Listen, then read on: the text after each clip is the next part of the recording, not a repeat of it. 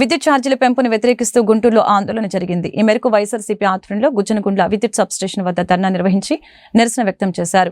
Current ఛార్జీలు తగ్గిస్తామంటూ ఎన్నికల ప్రచారంలో చెప్పిన చంద్రబాబు ప్రజల్ని నిలువున మోసం చేశారని ఈ సందర్భంగా వైసీపీ జిల్లా అధ్యక్షులు అంబటి రాంబాబు ఆరోపించారు. పైగా జగన్ వల్లనే కరెంటు ఛార్జీలు పెరుగుతున్నాయంటూ అసత్య ప్రచారం చేస్తున్నారని ఆగ్రహం వ్యక్తం చేశారు.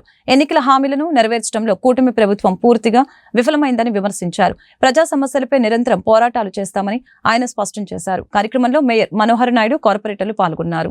వైఎస్ఆర్ కాంగ్రెస్ పార్టీ పిలుపు మేరకు, జగన్మోహన్ రెడ్డి గారి పిలుపు మేరకు విద్యుత్ ఆఫీసుల ముందు ఒక నిరసన వ్యక్తం చేసి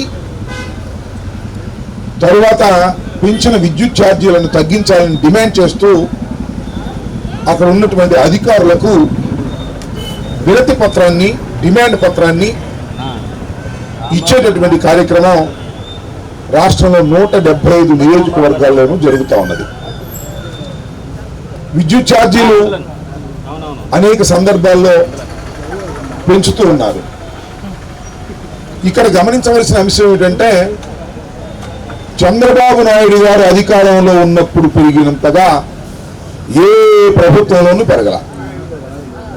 మీకు గుర్తుండే ఉంటుంది, విద్యుత్ ఛార్జీలకు వ్యతిరేకంగా ఉమ్మడి రాష్ట్రంలో పోరాడినప్పుడు చంద్రబాబు నాయుడు గారు ప్రభుత్వం కాల్పులు జరిపి బషీర్బాగ్ ఉదంతం ఇవాళ గుర్తొస్తుందని మనం చేస్తున్నాం.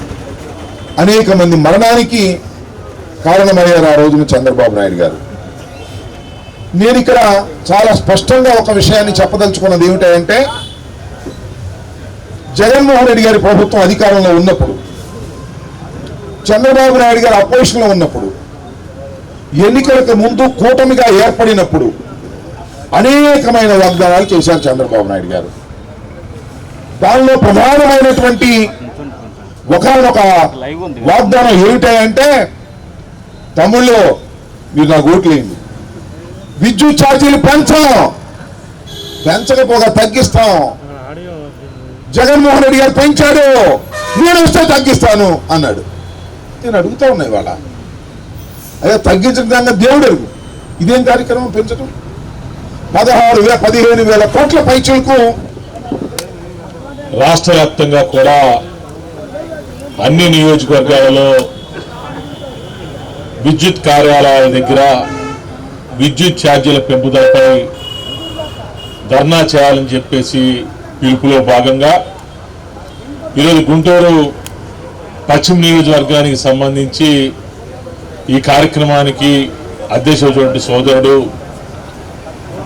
కార్పొరేటరు రోషన్ గారికి, అదేవిధంగా ఈ కార్యక్రమాన్ని ఏర్పాటు చేసినటువంటి జిల్లా వైఎస్ఆర్ కాంగ్రెస్ పార్టీ అధ్యక్షులు, మాజీ మంత్రివర్యులు పెద్దలు అంబటి రాంబాబు గారికి, వేదిక మీద ఉన్నటువంటి కార్పొరేటర్లకు, వైఎస్ఆర్ కాంగ్రెస్ పార్టీ సీనియర్ నాయకులకు, కార్యకర్తలకి అందరికి కూడా ముందుగా నా హృదయపూర్వకమైన ధన్యవాదాలు, కృతజ్ఞతలు తెలియజేసుకుంటా ఉన్నా.